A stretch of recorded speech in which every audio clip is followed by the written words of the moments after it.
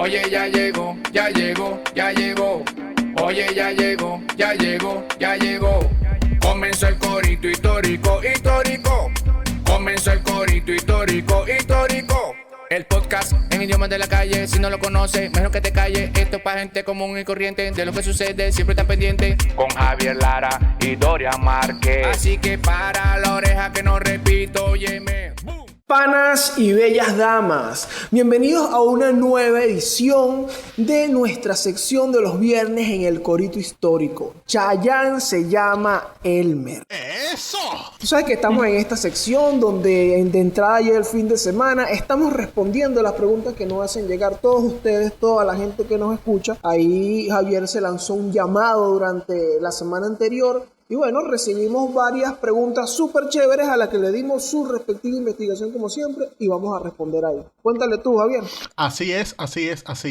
Recordemos que el Corito Histórico es el podcast donde te contamos la historia de Venezuela de una forma amena, clara, concisa y diferente. Es decir, como no te la contaron tus lamentables profesores de historia de Venezuela, bachillerato, que son la razón por la cual terminaste votando por Chávez. Habla esto ahora, Dorian Márquez. Bueno, dentro de las preguntas que tenemos por ahí hoy, hay una bastante interesante, súper fina, que llama mucho la atención, pero antes de empezar quiero recordarte que estamos en todas las plataformas digitales, en Spotify, Apple Podcast, Google Podcast, en todo eso. Y si también estamos en el coritohistórico.com y en YouTube, en el canal de Daniel Lara Farías. Suscríbete, deja tu comentario por ahí y también tu pregunta que la vamos a estar respondiendo. Así que vamos a empezar ya a darle candela a esto con la primera pregunta. Háblame tú, Manao. Ok, la primera pregunta la hace el amigo Gustavo Sandoval. Es la siguiente. ¿Por qué Páez le prohibió la entrada a Venezuela a Bolívar en 1830? Te la respondo rapidito. No fue que Páez le prohibió la entrada a Bolívar. Esto fue más una cuestión de, digamos, el clima de opinión contra Bolívar que tenía entonces de parte de la oligarquía venezolana. Es decir, estamos en el año 1930, tras el fin de la dictadura de Bolívar, tema que tocamos durante el corito del atentado. También estaba la cuestión que se habían separado la Gran Colombia, con toda esa cuestión que quedó allí. E igualmente, a la sombra de Páez, es decir, en la opinión pública, estaban sujetos personajes como Miguel Peña, que venía de ser fiscal de Colombia, y tenía grandes peos con los neogranadinos, y Tomás Lander, que escribía en la prensa, el diario El Fanal, unos editoriales bastante ácidos contra el Libertador. O sea, ellos usaban todo ese veneno, lanzaban contra Bolívar cosas como el proyecto de monarquía, que lo que ya hablamos del episodio de Urdaneta, todo lo que hizo en su dictadura. Entonces lo tenían como un tipo enemigo de la libertad y de Venezuela. Y eso de que Páez prohibió la entrada es erróneo, ya que la prohibición de entrada al país de Bolívar no fue una decisión directamente, una decisión ejecutiva de Páez. Fue una decisión del Congreso del Estado de Venezuela, que se reunió en Valencia en 1830. ¿Y qué hicieron aquí? Pues bueno, este Congreso propuso votar esto.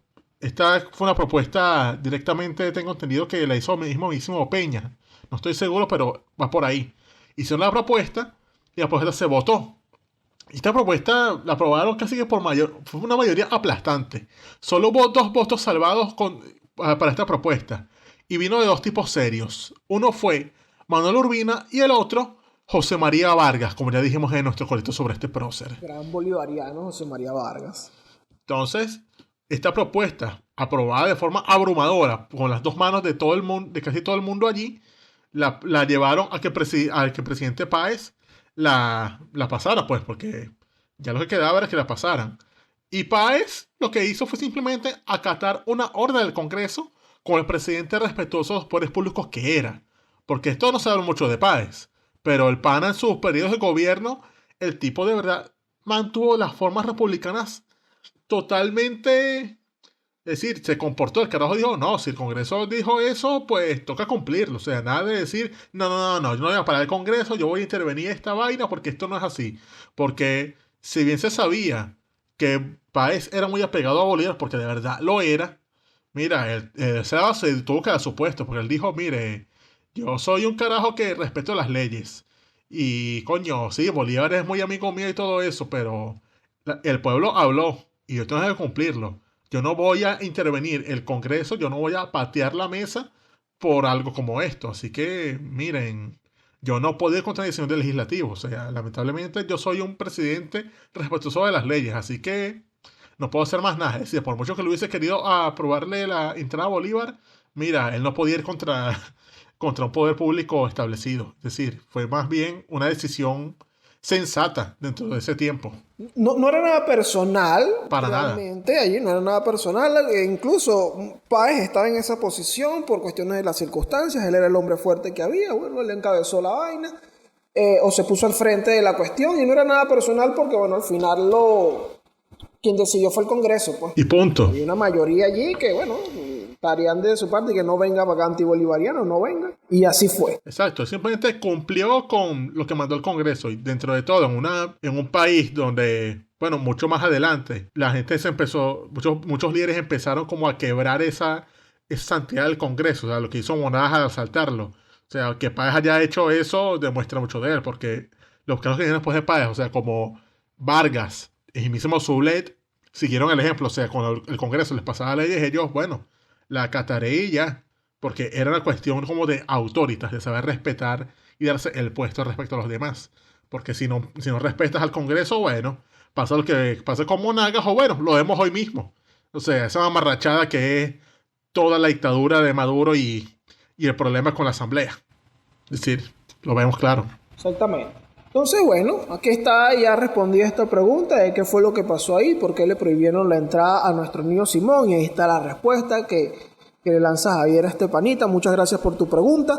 Ahí voy yo con la segunda, que me pareció súper buena, que la hace el pana Federico Cabero. Coño, altísimo pana. Lanza sus preguntitas por ahí. Entonces, él nos pregunta, mira, si realmente, ¿qué tanta ficción hay en el tema de que nuestro Bolívar y Miranda eran masones? Ok, ¿qué hay por ahí? O sea, que la masonería es un asunto que la gente, coño, como que le interesa, le da una cosa ahí, que estos tipos están en una sociedad para dominar el mundo. Ok. Qué sé yo, la gente le da mucha curiosidad este tema de la masonería con respecto a nuestros próceres, porque según, bueno, muchos de nuestros próceres fueron masones. Entonces, ahí uno de los que más se habla con respecto a la masonería es Francisco de Miranda. Ok. Pero ¿qué pasa? Yo me puse a revisar un poco sobre este asunto del Miranda masón, y hay muchos autores que coinciden en el hecho de que simplemente Miranda no era masón, ¿vale? ¿Cómo que? Ya va. ¿No era masón, de pana? Simplemente bueno, ajá. Fíjate en qué se basan. Por ejemplo, está la opinión de quizás el carajo que más ha estudiado a Miranda, que es Carracholo Parra Pérez. Ah, claro, el tipo que se metió en el archivo de él desde el principio. Exactamente, él fue el que hace las gestiones para rescatar el archivo. Y dice que, bueno, a decir verdad, no hay documentos fidedignos que prueben que Miranda era francmasón. Ajá. Es un tipo que revisó, estudió el diario de Miranda, los archivos de Francisco de Miranda, y resulta que las menciones que hay a la masonería son cosas como que él estuvo en Noruega y conoció como que un albergue que estaba administrado por unos masones, y otro que conoció como que un templo masón también allá mismo en Noruega. No han sido cosas como estas relaciones que nos imaginaríamos con la masonería. Pero ¿qué pasa? Se dice, vale, pero acá él fundó la logia Lautaro. Se te iba a preguntar sobre eso. O sea, él no fundó una logia donde estuvieron O'Higgins, San Martín y toda esa gente que liberó el sur de América, pues. Ajá, exactamente. Sí existió tal cosa como esta asociación llamada Logia Lautaro, pero estos mismos autores coinciden en que esto no se trataba de una logia masónica. Porque ¿qué pasa? Para tú crear una logia masónica, necesitas como que el permiso o anunciarte ante la gran logia del país en donde estés, y eso no existió ni en Londres, ni en Francia, ni en Filadelfia, en donde él estuvo y donde, bueno, donde estaba la masonería. Lo que sí ocurre con la Logia Lautaro es que tenía como una organización, como una estructura masónica. Era una sociedad secreta, pero basada en un tema ideológico, en la emancipación de América, en los planes que tenía Miranda. Es decir, no era masónica, pero sí era, digamos, inspirada en el estilo masónico. Ajá, inspirada en eso, porque además algo por lo que enlazan mucho a Miranda con el tema de los masones es que sus amigos eran masones. En los Estados Unidos, por ejemplo, amigo de Henry Knox, Thomas Jefferson, conoce a Washington y tal. Y todos son carajos masones, y también por Europa tienen muchas amistades, y en Jamaica que están en la masonería, pero esto es como que digamos que Miranda tiene un poco amigo marihuanero, pero él no es marihuanero. O sea, Miranda ayer como yo. Exactamente.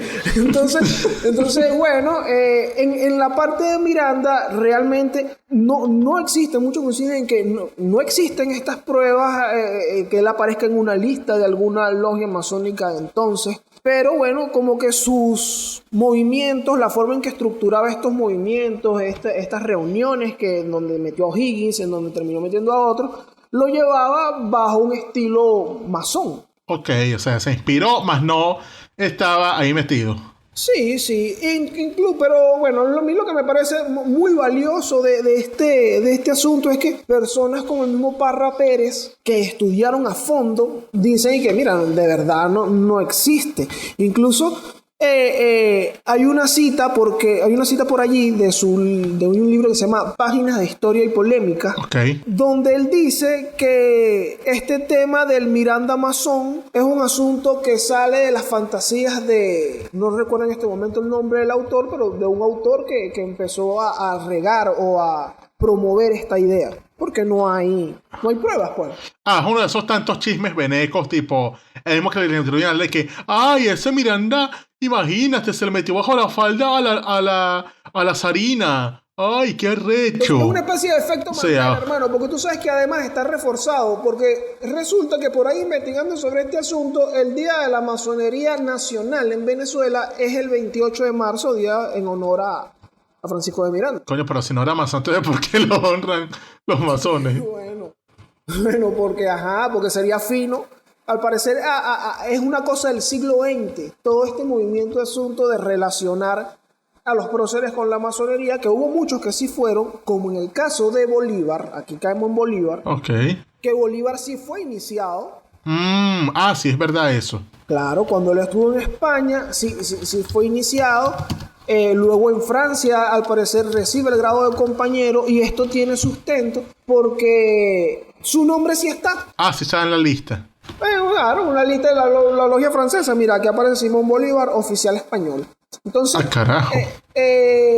Claro, era para ese momento. Él todavía no estaba con estos asuntos de la independencia y tal. Sabes que él estaba por Europa haciendo corito sano y pasando su viudez. Y bueno, él hace esto. Incluso por ahí hay una cita de Perú de la Croix, aunque Perú de la Croix ha dicho todo tipo de cosas, pero que Bolívar le dijo de que él se metió a masón como para ver cómo era eso. O sea, él lo llevaron a la vaina y claro, yo le he echado bola para ver lo que estaba ahí. Pero hay un historiador de la masonería en Venezuela llamado Eloy Reverón, que dice que Bolívar como masón solo tuvo este grado de iniciado, pero él no tuvo una vida, él no llevó una vida en la masonería. Incluso su segundo contacto con la masonería es en 1828, luego de que le aplican, de que le hacen el atentado del que hablamos la semana anterior.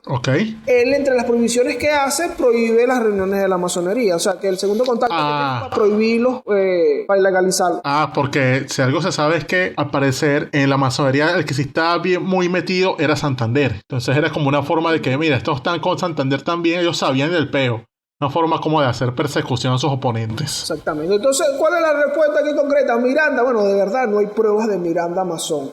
Bolívar sí se inició, pero no llevó una vida, o sea, no fue algo que fue determinante en sus movimientos para todo lo que consiguió. Coño. O sea, aquí como que tumbamos unos cuantos mitos por ahí que nos vienen preguntando, porque esto lo preguntan a cada rato.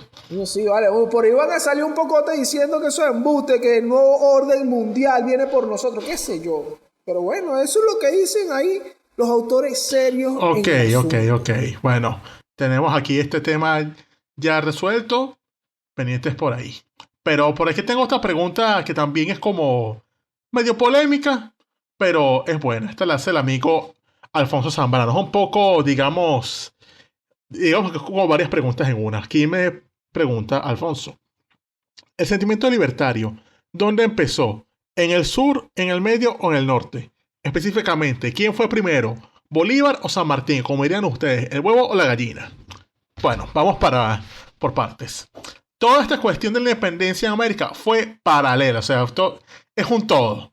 Lo que pasa es que por estas cosas de cómo se ve la historia, siempre se la dan como separada. sin darte cuenta de que la independencia en Venezuela tiene que ver mucho con la independencia en Colombia, a su vez con la independencia en Chile, porque todo ocurrió en el mismo periodo. O sea, todo el mundo occidental estaba en llamas en ese entonces. Un ejemplo. La Junta de los Derechos de San Bernardo VII en Caracas se conformó en abril de 1810. Es decir, al punto más al norte de América ocurría esto en abril. Pero menos de un mes después, al punto más sur de la América Latina, en Buenos Aires se estaba dando la Revolución de Mayo en 1810. Mismo año, con apenas un mes de diferencia. Y si vamos al punto, un año antes de que todo esto pasara, el primer movimiento independentista en ocurrir en América, o sea, serio, de verdad que en el marco del periodo posterior a la invasión napoleónica de España, el primer movimiento ocurrió en lo que es hoy Bolivia. En la ciudad de... ¿En Bolivia? Sí, Bolivia fue el primer sitio donde ocurrió eso. En la ciudad de Chuquisaca, lo que hoy llamamos la ciudad de Sucre. Ahí, el 26 de mayo del año 1809, un grupo de mestizos formó una junta de gobierno, en la cual detuvieron a las autoridades españolas y plantearon en un plan de gobierno independizarse tanto de Buenos Aires como de Perú. Sí, ellos decían, no, nosotros no vamos a depender más de estos españoles, vamos a hacer una nación propia de nosotros. Y entonces eso fue un levantamiento bastante serio, porque o sea, en medio de estos dos virreinatos que querían apoderarse de ellos, porque lo que era la actual Bolivia, es un punto de discordia tanto entre Buenos Aires como entre el Perú. Entonces, ¿aquí qué pasó? Ellos hacen ese levantamiento, pero la cuestión es que ellos no podían contra el sistema. O sea, ellos estaban entre dos aguas fuertes. Entonces, lo que pasó es que mandaron a los virreinatos unas expediciones, una desde Buenos Aires, una desde Perú, contra este movimiento. Y lo lograron derrotar. O sea, en octubre del año 1809 ya habían sido derrotados con una represión terrible donde capturaron a los líderes, fueron matando a la gente. Y básicamente lo que era el Alto Perú se convirtió en un sitio dominado por el terror de esta represión. Pero eso aún así no impidió que a los meses en Buenos Aires ocurriera lo que ocurrió, que fue la confrontación de esta junta. E igualmente, con la pregunta sobre Bolívar y San Martín. ¿Quién fue primero? Este proceso fueron paralelos. La única cosa así distinta es que San Martín era mucho más viejo. Martín, por eso tenía más experiencia militar. Es decir, San Martín era un poco más parecido a Miranda en cuanto a carrera, porque el tipo luchó en África contra los moros igual que Miranda. O sea, que estuvo echando cuchillo melilla. También el pana luchó en las guerras revolucionarias francesas del bando español. Y como consecuencia de esto, el carajo también luchó en la guerra de independencia española contra los napoleónicos. Es decir, carajo estuvo en plena península echando cuchillo y plomo contra los franceses. Pero ya como patriota americano, el carajo entró en la cuestión en el año 1812. Es decir, igual que Bolívar, que entró para esa fecha como subalterno de Miranda durante el fracaso de la Primera República. Es decir, una vez más, toda la independencia es un proceso único. Todo se ve como un todo.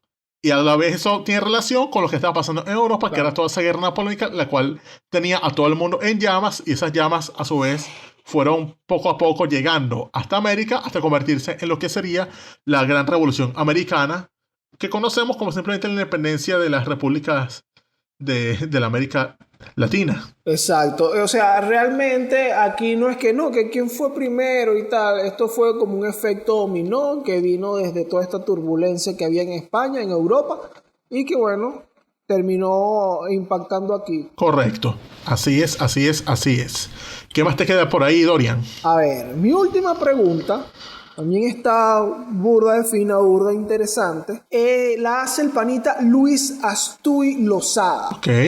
Él nos escribió a través de Instagram y nos dice: estaba oyendo que la América hispana no fueron colonias como la América del Norte. ¿Qué opina de eso? Fíjate algo, esto está bueno porque tú sabes que hay mucho por ahí que no, pero si hubiesen llegado los ingleses. Ah, no, esos pajos otra vez. Venezuela, todo fuera distinto. Esto es muy bueno porque se enlaza mucho con esto, esta pregunta, y me gustó mucho. Entonces, está bueno para aquí aclarar un poco cómo se dio todos estos procesos de colonización. Y bueno, ¿por qué eran fundamentalmente distintos? Porque realmente las colonias inglesas eran totalmente diferentes a lo que ocurría en la América hispana. Ok. A ver, ¿de dónde parte toda la diferencia? En primer lugar, si nos vamos con los ingleses, cuando los ingleses van a hacer su proceso de ocupación y colonización de Norteamérica, ellos lo que hacen o la corona inglesa lo que hace es crear dos compañías anónimas, crear dos empresas. Una compañía anónima, la gente invierte, hay inversionistas. Entonces hicieron la compañía de Virginia, la compañía de Londres y la compañía Bristol. Llegan ahí, hacen esto, empiezan a reclutar gente, lo que llaman los colonos, que se lo iban a llevar a Norteamérica para explotar esos recursos allá. O sea, o sea, privatizaron la vaina, o sea, no fue una iniciativa directamente pública, fue una vaina, pero qué estilo, o sea, mercantilismo inglés al máximo. Adelante los tipos y que mira, ¿cómo vamos a hacer para sacar? Hay el nuevo mundo. Bueno, vamos a sacar dinero del nuevo mundo. Pues vamos a explotar esas tierras allá, vamos a ver qué sembramos, vamos a ver qué hacemos. Así se crean estas compañías y se establecen las colonias en el territorio de los Estados Unidos, en donde el sistema que ellos tenían allí era totalmente, o sea, una compañía, una empresa lo que quiere es ganancia. Además, los gobiernos que se establecían allí estaban dados por la compañía, por los inversionistas, por los propietarios. Todos son contratados. O por la gente que compraba tierras, porque era otra figura que estaba allá, este tema también de las encomiendas y los propietarios de tierra. Entonces, todo era un tema que estaba basado enteramente en un asunto mercantil. Las motivaciones de la colonia inglesa, o parte de sus motivaciones, mucho el grueso ahí era, bueno, creamos dos compañías para esto, vamos a hacer negocios y vamos a sacar ganancias de aquí. Ahora, ¿qué ocurre con la corona española? Cuando vemos las expediciones que arma la corona española, son los reyes católicos. Hay como un paternalismo allí, o sea, ese estado, ese líder que está allí, o esos líderes que están allí, emprenden esta expedición, mandan unos carajos a revisar el nuevo mundo y tal, y todo bien. ¿Qué hay en esos barcos? Misioneros en parte, porque tienen unas motivaciones religiosas. Okay. Los reyes católicos que quieren que, bueno, el reino de Dios y no sé qué y nosotros. Y eso se nota mucho en el hecho de que cuando, por ejemplo, llegan las compañías inglesas a los Estados Unidos, exterminan a los pueblos aborígenes, a los nativos, porque mire, si es una gente ahí que está molestando, vamos a matar a esa gente y vamos a sembrar tabaco en esta vaina. O algo coño. Sí, es algo más parecido a las compañías mineras que uno ve en Venezuela explotando al minero, o sea, que simplemente llegan y, bueno, ¿qué hay que hacer aquí para explotar? No, que hay que pagar a los guerrilleros, que hay que sacar a los indios. Bueno, paga a los guerrilleros porque sacan a los indios a tiros. Punto. Porque nos importa sacar oro y ya. Ese era el modelo inglés, porque además la corona no estaba como que enteramente involucrada en la situación o el contexto que vivían quizás. Eso era una cosa ahí para producir. No estamos buscando como un asentamiento, vamos a vivir aquí y tal. Esto es para producir. Mientras tanto, por el lado español, con todo este tema, llegan allá, encuentran a los indios y que no, mira, esos son mis súbditos. Claro, porque creían en la cuestión católica. Y otra cosa también es que en España la corona era la única que podía hacer ese esfuerzo porque no había más nadie. Porque a diferencia de Inglaterra, donde ya había como un capitalismo más desarrollado, o sea, ya había empresas, ya había gente invirtiendo, España sigue siendo un país muy atrasado donde lo que había era simplemente el poder de la corona. O sea, no había, esa es una cuestión feudal, o sea, no existía una burguesía lo suficientemente poderosa como para ser capaz de invertir en algo como esa empresa.